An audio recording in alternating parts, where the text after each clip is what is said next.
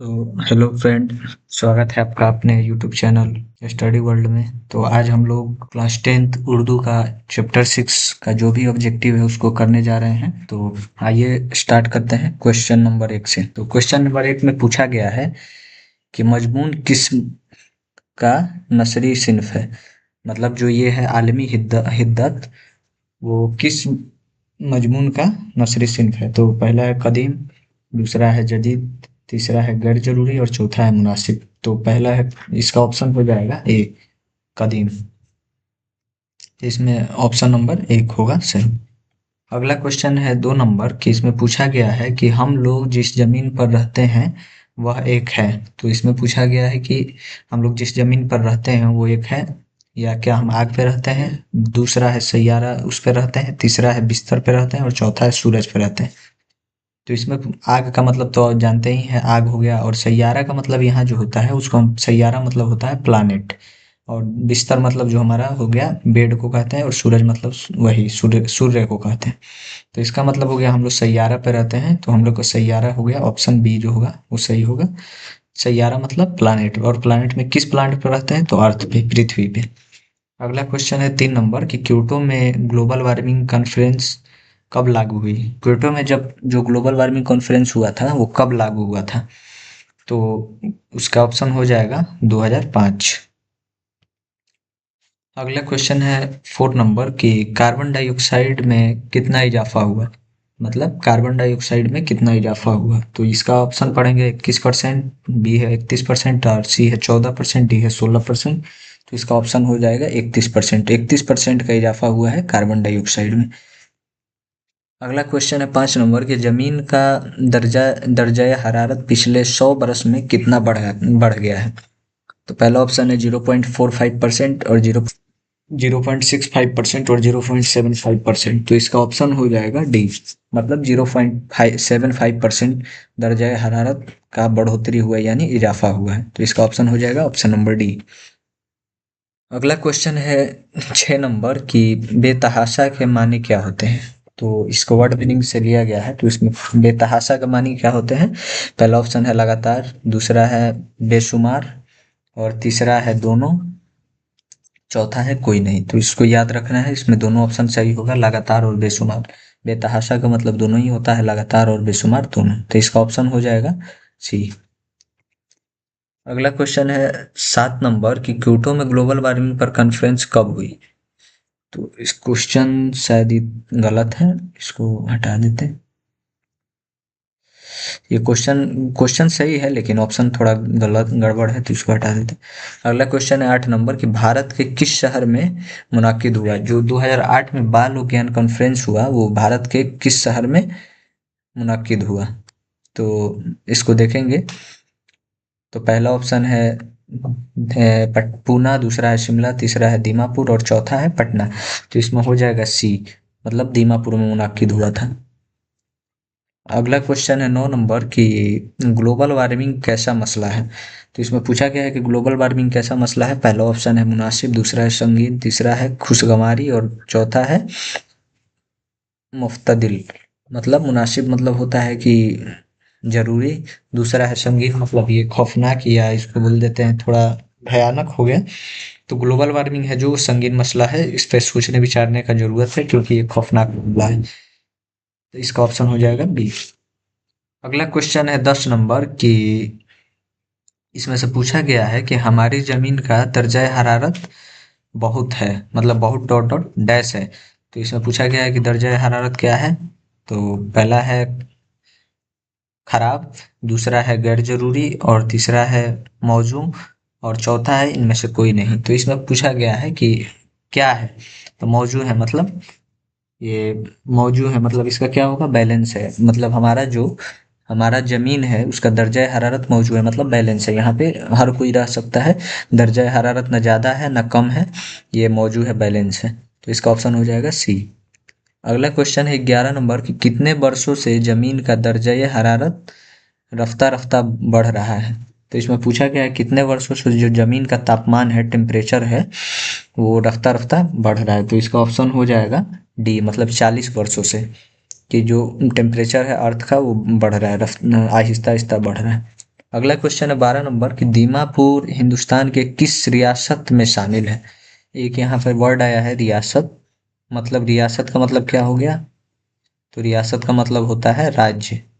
तो इसमें पूछा गया है कि दीमापुर जो है हिंदुस्तान के किस राज्य में है।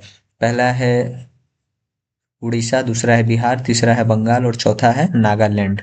तो इसका ऑप्शन हो जाएगा नागालैंड। नागालैंड में ही, नागालैंड राज्य में दीमापुर है वो स्थित है। अगला क्वेश्चन है 13 नंबर कि धान के खेतों और गाय भैंस के गोबर से कौन सा गैस निकलती है।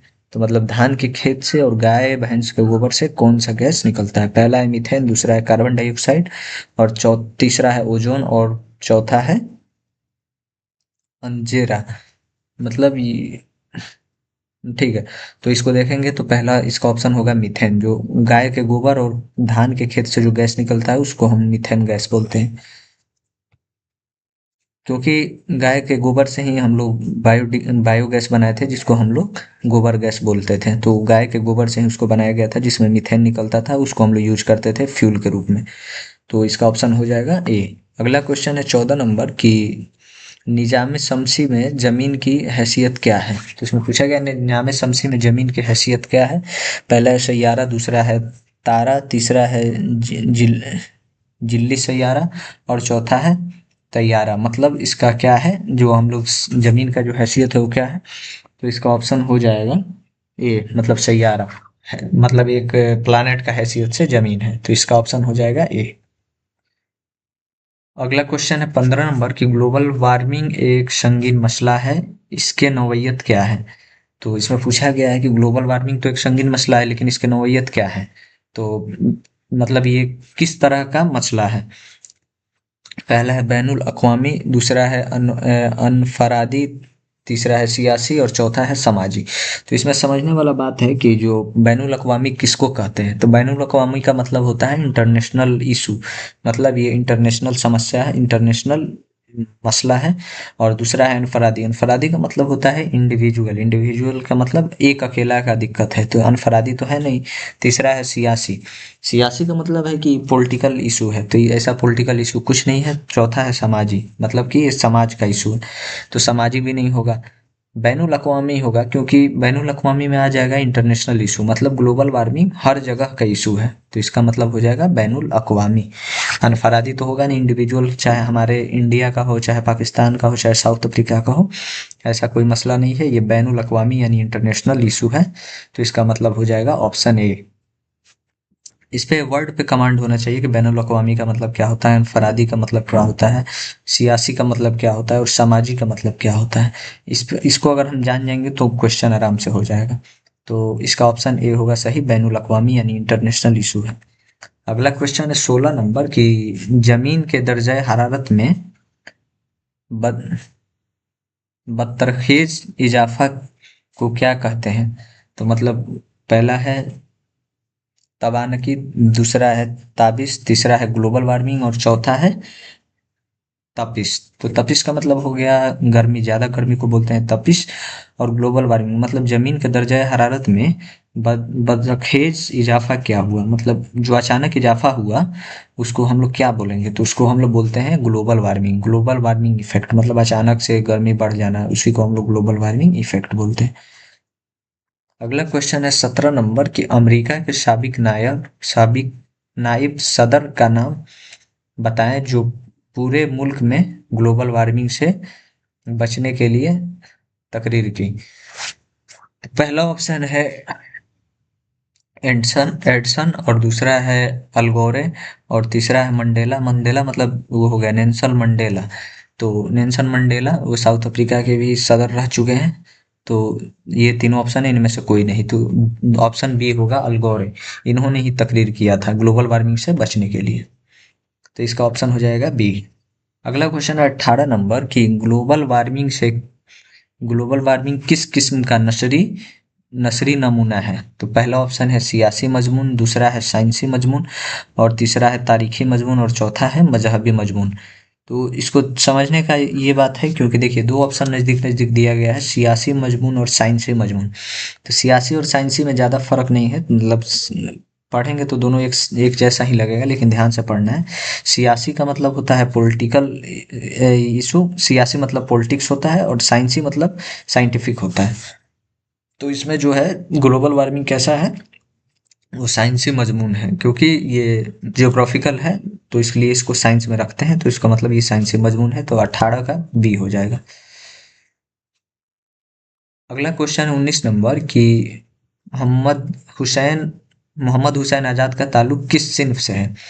तो पहला ऑप्शन है मजमून, दूसरा है मरसिया, तीसरा है ड्रामा और चौथा है गजल। तो इसका ऑप्शन हो जाएगा ए मजमून। मजमून से ही उनका सिन्फ, मजमून सिन्फ से ही उनका ताल्लुक है। अगला क्वेश्चन है 20 नंबर की आलमी हुद्दत का ताल्लुक किस नस्री सिन्फ से है। तो इसमें पूछा गया आलमी हुद्दत का ताल्लुक किस नस्री सिन्फ से है। तो इसका नस्री सिन्फ कोई नहीं है, मतलब ये दास्तां है कि अफसाना है कि नावल है कि मजमून है। तो ये एक मजमून है, तो इसका ऑप्शन 20 का हो जाएगा डी। तो इसका ऑप्शन होगा सही डी ऑप्शन। अगला क्वेश्चन है 21 नंबर की इजाफा के मानी क्या होता है। तो इसमें पूछा गया है कि इजाफा के मानी क्या होता है। पहला ऑप्शन है बढ़ना, दूसरा है ज्यादती, तीसरा है दोनों और चौथा है कोई नहीं। तो इसमें पूछा गया इजाफा के मानी, मतलब इजाफा वर्ड हो गया, इसका मीनिंग बताना है। तो पहला ऑप्शन है बढ़ना, दूसरा है ज्यादती। तो इसमें दोनों ऑप्शन होगा वो सही होगा, मतलब इजाफा का मतलब बढ़ना भी होता है और ज्यादती भी होता है। तो इसका ऑप्शन हो जाएगा सी। अगला क्वेश्चन है 22 नंबर की दीमापुर में बाल उद्यान कॉन्फ्रेंस कब से कब तक चला। तो इसमें पूछा गया है कि बाल उद्यान कॉन्फ्रेंस जो था वो कब से कब तक चला है। तो पहला ऑप्शन है 27 दिसंबर से 31 दिसंबर तक, दूसरा है 2 जनवरी से 6 जनवरी तक, और तीसरा ऑप्शन है 15 अप्रैल से 19 अप्रैल तक, और डी है इनमें से कोई नहीं। तो इसको ध्यान से पढ़ेंगे, इसको याद रखना होगा, क्योंकि ऐसे डाटाबेस क्वेश्चंस आते रहते हैं। तो इसका हो जाएगा ऑप्शन ए, मतलब 31 दिसंबर से 27 दिसंबर से 31 दिसंबर तक चला था। तो अगला क्वेश्चन है 23 नंबर की दीमापुर में बाल ज्ञान कॉन्फ्रेंस में कितने तलबा व तलबात ने शिरकत की। तो इसका ऑप्शन हो जाएगा, ऑप्शन ए है 100, बी है 556, सी है 240 और डी है 450। तो इसका ऑप्शन हो जाएगा बी, मतलब कि 556 तलबा और तलबात ने शिरकत की। अगला क्वेश्चन है 24 नंबर की बालोक ज्ञान कॉन्फ्रेंस दीमापुर में कितने दिनों तक मुनाकिद हुआ। मतलब कितने दिनों तक बालोक ज्ञान कॉन्फ्रेंस जो था वो चला, जो दीमापुर में हुआ। दीमापुर कहाँ है तो इसको आगे हम लोग देखेंगे। तो देखते हैं, पहला है 10 दिनों तक, दूसरा है 7 दिनों तक, और तीसरा है 5 दिनों तक, और चौथा है 6 दिनों तक। तो इसका ऑप्शन हो जाएगा सी, मतलब 5 दिनों तक। तो बहुत लोग कंफ्यूज हो जाएंगे कि 27 से 31 5 कैसे हुआ, 4 ही हुआ। तो 27 पूरा, 28 पूरा, 29 पूरा, 30 पूरा और 31 पूरा, तो 5 दिन हुआ। तो ऐसे जुड़ना है, ऐसा नहीं कि 27 को छोड़ के जोड़िएगा तो 4 ही होगा, लेकिन 27 से स्टार्ट हुआ और 31 तक चला, मतलब 31 को खत्म हुआ। अगला, तो इसका ऑप्शन हो जाएगा 5। अगला क्वेश्चन है 25 नंबर की बालू ज्ञान कॉन्फ्रेंस जो दीमापुर के बालू ज्ञान कॉन्फ्रेंस दीमापुर के मेहमान खुसूसी कौन थे। तो मतलब मेहमान खुसूसी मतलब क्या होता है, जिसको चीफ गेस्ट बोला जाता है। चीफ गेस्ट मतलब मेहमान खुसूसी होता है। तो पहला है मोदी, दूसरा है लालू, तीसरा है राहुल गांधी और चौथा है एपीजे अब्दुल कलाम। तो इतना दूर दूर तो ऑप्शन नहीं होगा, लेकिन ये तो सीधे सीधे मालूम चल रहा है कि उस समय ये लोग थे भी नहीं। तो ऐसा इतना दूर दूर ऑप्शन नहीं होगा, नज़दीक होगा। लेकिन याद रखना है कि उस समय के जो मेहमान खुसूसी थे यानी चीफ गेस्ट थे बाल विज्ञान कॉन्फ्रेंस का, वो थे एपीजे अब्दुल कलाम। तो इसका ऑप्शन हो जाएगा डी। अगला क्वेश्चन है 26 नंबर की बालुज्ञान कॉन्फ्रेंस में बालुज्ञान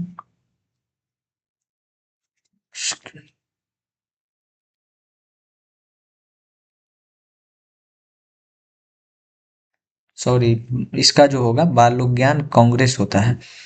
तो सॉरी, ये दिक्कत है। तो अगला क्वेश्चन है 26 नंबर की बालुज्ञान कांग्रेस में पूरे मुल्क से कितने उस्ताज उस्ताज उस्ताजदा ने शिरकत किया। तो इसका पहला ऑप्शन है 170, दूसरा है 160, तीसरा है 172 और चौथा है 175। तो इसका ऑप्शन हो जाएगा 26 का होगा बी, 165 उस्तादजादा ने शिरकत किया था। अगला क्वेश्चन है 27 नंबर के, हरारत के माने क्या होते हैं? तो हरारत के माने क्या होते हैं?